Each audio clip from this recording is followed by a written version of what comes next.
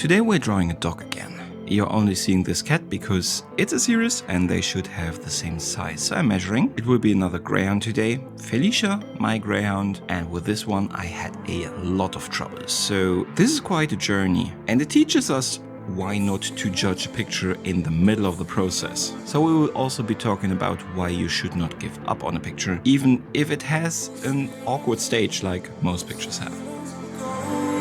Hello and welcome to the Sketching Greyhound. Today it's the third part of drawing my pets. This time it's Felicia's turn. I drew her before, but not quite like this. So let me tell you all about the challenges I had with this one. But first, a little bit of information about Felicia.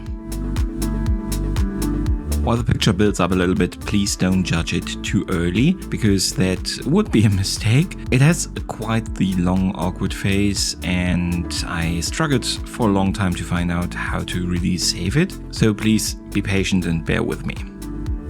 But I promised you a little bit of information about Felicia, and I have been talking about her in the past. There are other pictures of her, you can check those out. I will try to give you mostly new information. So if you have seen those videos, for example, you know that she is a rescue. She is an ex-racer from Ireland. She actually never made it to the track because she got hurt in training so bad that the owners got rid of her. She would never have been able to really compete, which does not mean that she's slow at all. She is quite the fast one.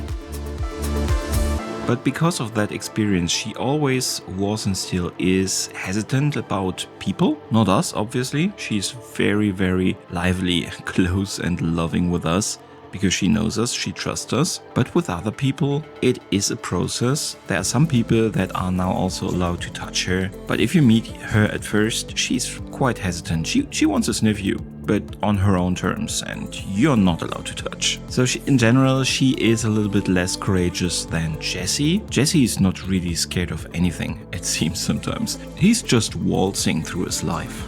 A level of confidence I honestly am envious of. But with Felicia, it is a little bit more difficult sometimes. For example, she unfortunately is now afraid of lightning and loud noises like that, fireworks for example also. And it's really sad how a single event can really imprint that fear into an animal, and it takes so long and it's so difficult to get them conditioned out of it. With her, we're just walking around outside. It wasn't even raining, but for some reason there was suddenly a thunder and lightning almost directly above us, just a light drizzle, and she was so shocked by it that it just stayed with her, unfortunately. Since then, every time it starts to rumble, she starts to shiver a lot. She is just searching for any place to really hide. She once even tried to climb over our couch, and there is a wall. So it's really hard to look at, and we try to desensitize her, but she does not react, for example, at all to thunder noises from YouTube videos or something. Unfortunately, she can pretty easily discern if it is fake or real. What we actually found out that did work is to have something like a little pajama for her. We really only bought it because of this, basically, and it kind of works. We put it on her when we know that it is about to thunder, or if it has already started. We put on her little pajama and she is a lot more relaxed. Not Jessie relaxed, but still more relaxed. So it seems to help. And it doesn't really hurt that she just looks so adorable in it. She's also, by the way, deathly afraid of Lady the cat, the model of last week. Lady is not very nice to her, she does not really hurt her, but she likes to scare her. And Lady is kind of competing for the top of the pecking order in this household, pet-wise at least, with Jessie, who is not really doing anything, but Lady has still a lot of respect for that big dog. So fortunately it's not an open conflict, just a battle of will. But now I would say we are far along in the picture that we can talk about some of the issues I had. And yes, this is part 3 of a 4-part series, which is a new thing for me to do, which is also a completely new style for me to do. So without having really a lot of experience with it and having a chance to really manifest that style completely, I'm just trying here to get 4 pictures to look like they kind of belong to each other. So I was talking about the rules I put up for that in my very first picture where I drew Jessie. Oh no, I think it's actually in the Thai one, which is not part of the series, but the first time I really did this style. So it helps to have rules, but still, if you're not experienced in the style, that can become an issue because it can just change a little bit and make them not looking like they belong to each other. I think in that regard it worked out pretty fine with this picture, but it just became quite flat and boring, and like the colors were just there and did not support the illusion that you always need in your pictures of depth. What is in the foreground, what is in the background. Light and shadow always play a role here. Here with these colors, I only have those colors to try and create a similar effect. And that means the lighter colors tell you it is in the front and there is light shining on it, and the darker colors tell you, okay, it's in the back and more shadowy, for example. And I did go too literal in this with this picture, which in turn, as you do not have colors like gray and white to really show depth, the depth was a little lost in the beginning on and into quite the late stages of the picture. So I had to really disconnect a little bit from the original picture and just do for the picture, for my result, what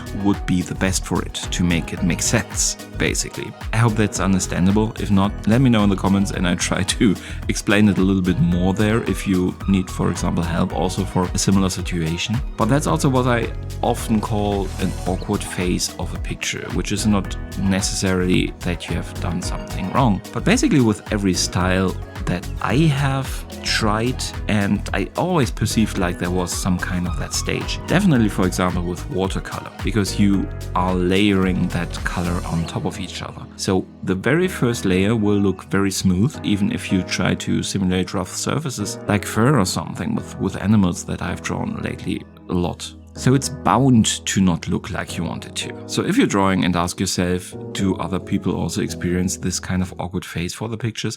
Yes, I would argue everyone does. Tell me if you don't down in the comments, but at least every kind of paint that you really layer, like watercolor, at least in those pictures you have that awkward stage. And I had it here too, because in the end I had to layer on differently, not in reference to the original picture, but just to make the lighter and parts in the forefront more white, more sticking out, and muting the parts in the back and in the shadow with actually removing a little bit of color and even adding black in between some of the lines to get it darker again, to get it more clearly again, what is in the back and what is in the forefront. And honestly, I hated it up until, I would say, the last 5 minutes. I was considering to really scrap it and try again and not even releasing this video, or release this video and let people learn from my mistakes. But actually in the very last few minutes really turned around, and now I kind of like it, and it fits quite well with the lady one and pretty okay with the Jessie one. So the big challenge now will be picture number 4, because that has to also tie together the Jessie one with the other pictures, which is still a little bit different because of the color choices being much more warm. So I hope if I get something a little bit more similar to the Jessie one with the last picture, that it will all come together. You will have to wait at least until next week, but I hope you're interested enough to do that. So a lot of up and downs with this one. So in the end, I am satisfied with it, I would say. I think it fits very well together with the lady picture, so should work out for the series. I'll probably not do it again, but next time it will be very interesting because it's the last part. We will see them all together and see if my whole plan of building 4 pictures in a completely new style without really getting that much accustomed to that style before, if that works out. I hope you'll be there for that. Thank you so much for watching. I hope I'll see you next time. Have the greatest of days, and goodbye.